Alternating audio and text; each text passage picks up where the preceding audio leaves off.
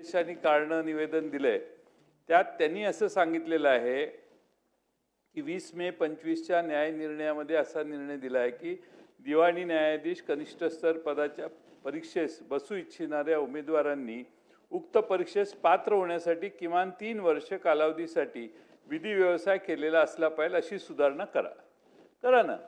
55% काढायचं काय गरजच नाही। त्यामुळे नाही द्या, माझं होऊ दे, माझ्या नंतरच द्या तुम्ही। 55% हा क्रायटेरिया जो आहे तो क्रायटेरिया काढण्याचा काही गरज आहे असं मला वाटत नाही। अध्यक्ष महोदय, सर्वात महत्त्वाचं म्हणजे सन्माननीय सुधीर भाऊंनी सांगितलं त्याप्रमाणे दिवसेंदिवस अधिकाऱ्यांचा दर्जा सुमार व्हायला लागलाय। अधिकारी होयबा व्हायला लागलेत। अधिकारी मंत्री महोदयांना नियम सांगायलाही घाबरायला लागलेत आणि मंत्र्यांच्या विरोधी बोलणं हे अवघड आहे असं साधारणपणे सुमार एकेकाळी या महाराष्ट्रात अशी परिस्थिती होती की IAS अधिकारी अपराईटली सांगायचे हे करता येणार नाही, हे मी करणार नाही, अशी परिस्थिती होती।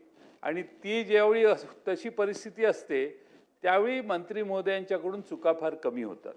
आणि त्यामुळं माझी विनंती आहे, तुम्ही उच्च विद्याभूषित असाल आणि आहात असं माझं ठाम मत आहे। तुम्ही वकील आहात, ॲडव्होकेट आहात, तुम्ही वकील आहात, किती % मार्क पडले तुम्हाला? तर 55%च्या वर असाल तर तुम्ही असा कायदा चालू शकत नाही। बरोबर आहे ना? हे आपलं दुःख दुसऱ्यांना होऊ नये म्हणून अध्यक्ष महोदय काही कायद्यात व्यवस्था असेल तर मग मी बसेन लगेच। 55%च्या खाली असेल तर मी लगेच बसतो। तुमचा अवमान करणं हा उद्देश नाही। पण अध्यक्ष महोदय, या महाराष्ट्रामध्ये आपण ज्यावेळी परीक्षा देतो त्यावेळी सगळ्यात गुणवानाला पहिली प्रायोरिटी मिळाली पाहिजे।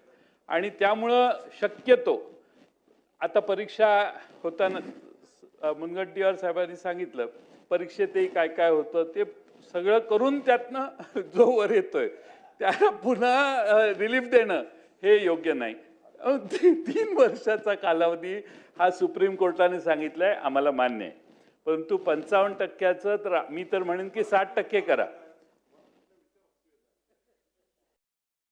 नाही, मी माझा सगळं हसू मागे घेतो, पटलावरूनही काढून टाका ते।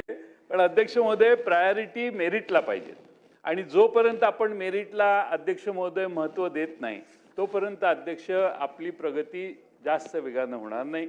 आणि म्हणून या दर्जाचे अधिकारी जिथं आपण नेमणार आहात त्या सर्व चॅरिटी कमिशनच्या सार्वजनिक धार्मिक धर्मादाय विश्वस्त व्यवस्था ज्यांच्या हातात आपण देणार आहे त्यांना जास्त कॉम्पिटिटिव्ह एन्व्हायरमेंटमधून आलेलं पाहिजेत, ते अधिक क्लीन पाहिजेत, त्यांना मेरिट पाहिजे।